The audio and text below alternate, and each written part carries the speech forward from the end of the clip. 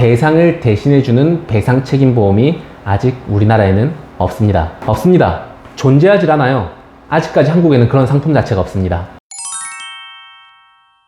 안녕하세요. 보험의 보상과 배상에 관련된 지식을 누구나 쉽게 알아들을 수 있게 설명해주는 보상튜브의 김손사입니다. 만나 뵙게 돼서 반갑습니다.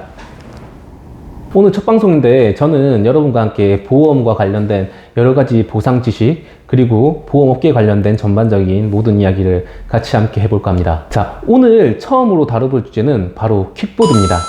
여러분, 킥보드 사용하고 있으신가요? 만약에 킥보드를 출퇴근용으로 사용할지 말지 고민하고 있다면 이 영상이 아주 여러분께 도움이 될 것입니다. 보상인들만 알고 있는 킥보드에 대한 법률적인 지식들입니다. 킥보드는 기술 발전과 맞물려서 생긴 새로운 탈 것입니다. 이 킥보드는 휴대성이 아주 용이하고 충전도 편하면서 그리고 전기로 움직이기 때문에 상대적으로 비용도 들지 않죠. 사람들이 많이 사용하고 있습니다. 그리고 최근에는 공유 킥보드도 만들어졌죠. 더 많은 사람들이 사용하게 된 것 같습니다. 그래서 지금은 이제 출퇴근용으로 많이 이용되고 있습니다. 여기서 말하는 킥보드란 거는 이제 프리휠이라고 하는 바퀴가 하나뿐인 이제 전동 킥보드부터 그리고 이제 앉아서 타게 되는 그런 킥보드까지 모두 포함한 개념이라고 보시면 돼요. 자, 그런데 이게 과연 킥보드가 결국 보험에서는 어떤 법률적 지위를 갖게 되느냐, 그런 거는 아주 중요한 문제일 겁니다. 보험적으로 봤을 때 이 킥보드는 정말 큰일 날 물건입니다. 그러면 무엇 때문에 문제인지 같이 한번 알아보도록 합시다. 첫 번째입니다. 만약에 킥보드를 타다가 본인 스스로 본인이 다친 경우가 있을 거예요. 자, 본인이 킥보드를 구매해서 사용하는 동안 만약에 사고가 나지 않습니까? 혼자서 스스로 다친 거죠. 그런 경우에는 여러분, 모든 보험이 면책됩니다. 자, 그 이유는 이렇습니다.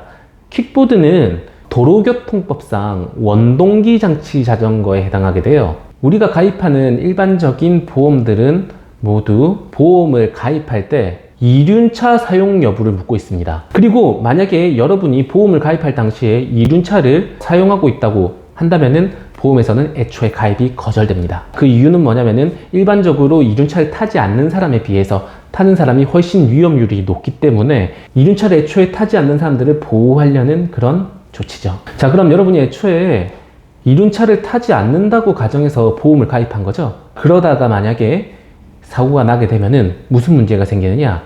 자, 여러분에게는 통지 의무 위반이라는 약관상 위반 조약이 적용됩니다. 자, 이게 뭐냐면요, 만약에 여러분이 처음에는 이륜차를 타지 않았다고 하더라도 이후에 이륜차를 타게 됐다고 하면은 보험회사에 이를 알려야 할 의무가 있다는 거예요. 그런데 그 의무를 이행하지 않았기 때문에 여러분은 통지 의무 위반 사항에 해당하게 되고, 따라서 이러한 경우 킥보드로 난 사고에 대해서는 보험회사는 보험금을 지급하지 않을 수가 있습니다. 그러면은 킥보드를 가지고 담보해주는 우리 임보험이 전혀 없는 걸까요? 아직까지 우리나라에는 그런 보험 자체가 존재하지 않습니다. 이에 대해서 한번 2019년 중순에 판결이 있었습니다. 평소에는 이제 이륜차를 타지 않다가 단순 출퇴근용으로 사용하려고 킥보드를 타다가 난 사고에 대해서 대법원까지 올라가서 보험회사랑 같이 계약자가 이제 싸움이 난 거예요.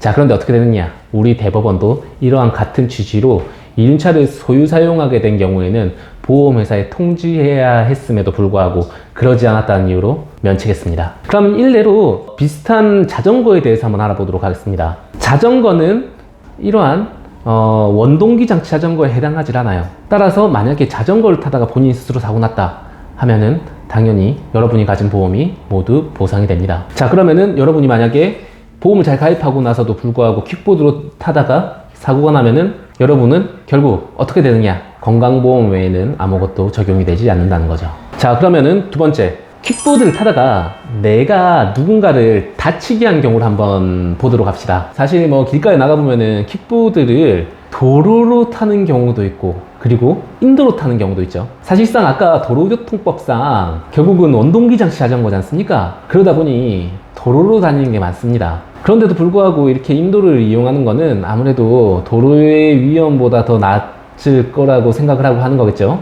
자, 그런데 이 킥보드로 남을 다치게 한 경우에는 어떻게 되느냐를 한번 보도록 합시다. 내가 남에게 잘못해서 보험회사가 나의 잘못을 대신 물어주게 되는 보험, 이것을 뭐라고 하냐면은 배상책임보험이라고 합니다.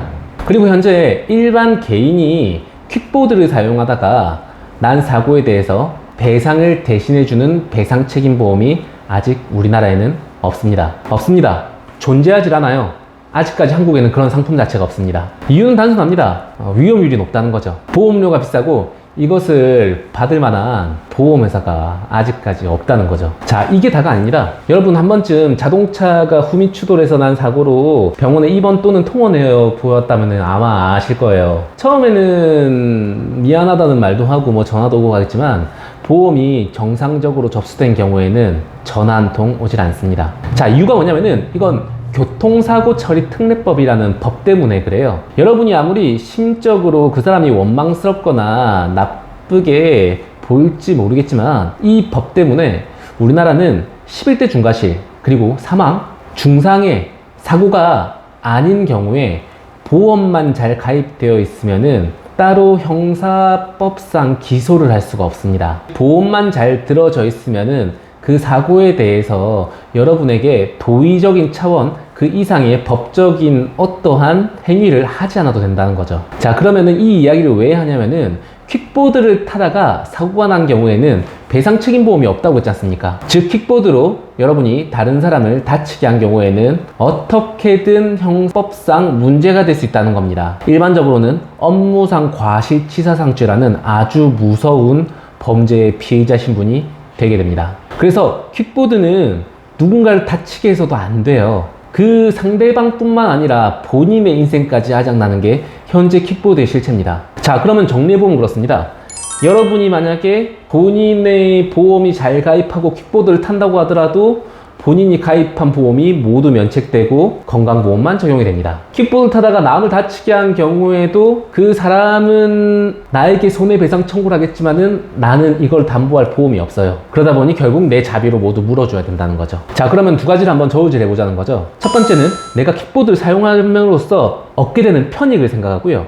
그리고 두 번째는 내가 킥보드를 사용하다가 내가 사고가 나거나 남을 다치게 한 경우에 가지게 되는 리스크를 한번 놓고 봅시다. 자, 두 개를 결국 저울질했을 때 과연 킥보드는 탈만한 것일까요? 제가 내린 결론은 여러분 아직까지 킥보드 타면 안 됩니다. 추가로 한 가지 더 말씀드리도록 하겠습니다. 내가 다른 사람이 사용하는 킥보드에 의해서 다치게 된 경우도 있을 겁니다. 그 경우 해결하는 방법에 대해서 말씀드리도록 하겠습니다. 방법은 이렇습니다. 본인 또는 배우자 또는 부모님 또는 자녀가 본인 명의로 자동차 보험에 잘 가입되어 있으면은 그 보험을 이용할 수 있습니다. 네, 미성년자나 그렇다고 해서 아무 상관이 없습니다. 일반적으로 이렇게 자동차 보험에 가입하게 되면은 무보험차 사고라는 담보에 같이 가입되게 됩니다. 자, 이 담보는 피보험자가 무보험차에 의해서 사고를 당한 경우에는 보험사가 마치 사고를 낸 가해자가 된 것처럼 나에게 보상을 해줍니다. 그 이후에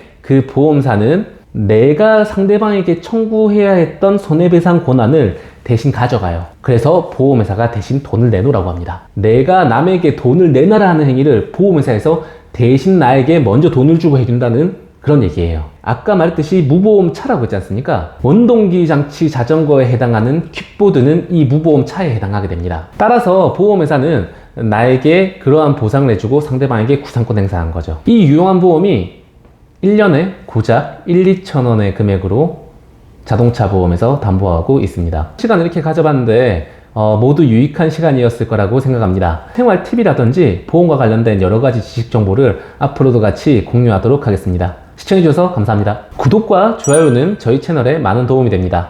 많은 시청 바라겠습니다. 감사합니다.